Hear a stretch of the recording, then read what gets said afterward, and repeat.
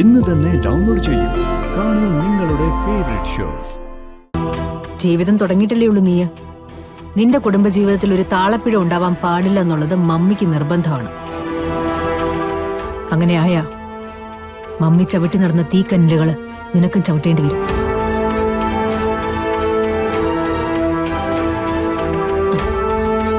Madam, juice. ഇവിടെ ആരെങ്കിലും ഇപ്പൊ ജ്യൂസ് ചോദിച്ചോ? അല്ല, മോള് വന്നിട്ട് ആചാര മര്യാദകളൊന്നും ഇങ്ങോട്ട് പഠിപ്പിക്കാൻ വരണ്ട. എന്തെങ്കിലും ഒന്ന് സംസാരിച്ചോണ്ടിരിക്കുമ്പോഴത്തേക്ക് അത് എന്താണെന്ന് അറിയാനുള്ള താല്പര്യം മാത്രമുണ്ട്. കൊണ്ടുപോക്കതില്ല.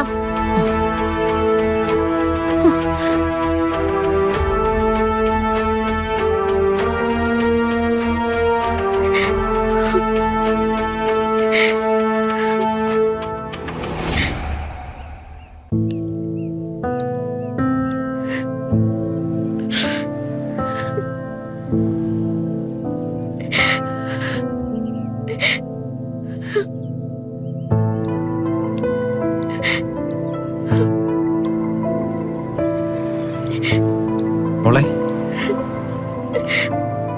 കാണണ്ടെന്ന് വിചാരിച്ച ആളെ വീണ്ടും കണ്ടോ?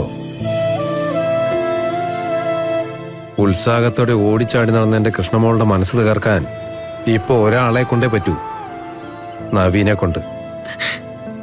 അതിരിക്കട്ടെ, മോള് ഇവിടെ വെച്ചാ കണ്ടത്? അമ്പലത്തിൽ വെച്ച്. എന്തിനെങ്ങനെ കൂടെ കൂടെ സംഭവിക്കുന്നെന്ന് എനിക്കറിയില്ല. എന്നാലേ എനിക്കറിയാം. കണ്ണി ചോരയില്ല, ഒന്നും കാണുന്നില്ല എന്നൊക്കെ ദൈവത്തെക്കുറിച്ച് നമ്മൾ കുറ്റം പറഞ്ഞാലേ ദൈവം ഇതൊക്കെ കാണുന്നുണ്ട്. അതിന്റെ ലക്ഷണങ്ങളാ. ഒരു കാര്യം ഉറപ്പാ മോളെ, വീണ്ടും വീണ്ടും നീ നവീനെ കണ്ടുമുട്ടുന്നത് എന്തോ നല്ല കാര്യത്തിലേക്കുള്ള പോക്കാ. ഒന്നും മിണ്ടാതിരിക്കും ഗോപാലമ്മ. എനിക്കാണെങ്കിൽ കുറച്ചു നേരമായിട്ട് നല്ല തലവേദനയാ. ഞാൻ വീട്ടിലേക്ക് പൊക്കോട്ടെ? തലവേദനയുടെ കാര്യം അറിഞ്ഞിരുന്നിട്ട് പോകണ്ടെന്ന് പറയാൻ പറ്റുമോ? മോള് ചെല്ല്. അവിടെ ചെന്ന് കുറച്ചു നേരം കിടക്കേ, അമ്മയോട് സംസാരിച്ചിരിക്കേ, എന്താണെന്ന് വെച്ചാ ചെയ്യും. ഇത്രയും ടിക്കറ്റ് ബാക്കിയുണ്ട്. ഓ, ഞാനത് ആരുടെയെങ്കിലും തലയെ കെട്ടിവെച്ചോളാം. മോൾ അതിനെ കുറിച്ചൊന്നും പേടിക്കണ്ട. ചെല്ല്. എന്നാ ഞാൻ പോട്ടെ? പോയിട്ട് വാ മോളെ. ഗോപാലമാമ, അവസാനം ഗോപാലമാമന് തോന്നുവോ വെറുതെ രണ്ടുപേര് വീട്ടിൽ വിളിച്ചു നിർത്തിയത് വലിയ പ്രശ്നമായല്ലോ എന്ന്? നീയല്ല വേറെ ആരെങ്കിലും ആണ് ഈ ചോദ്യം ചോദിച്ചെങ്കിലേ ഒറ്റ അടി കൊടുത്തന്നെ ഈ ഗോപാലമാമൻ. നീ എന്താടി കൊച്ചേ കരുതിയിരിക്കുന്നേ? ഗോപാലമാമന്റെ സുരന്തയുടെ ഈ കാശില്ല, പക്ഷേ സ്നേഹിക്കാനുള്ളൊരു മനസ്സുണ്ട്.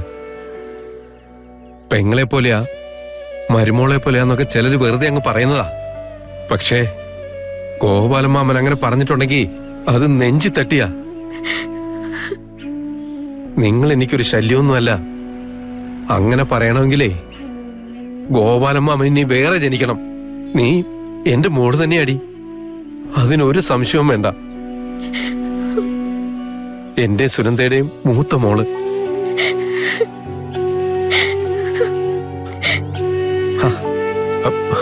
വെറുതെ ഈ പെരുവഴി നിന്ന് കരയാൻ നിൽക്കണ്ട. മോള് ചെല്ല്, പൊക്കോ.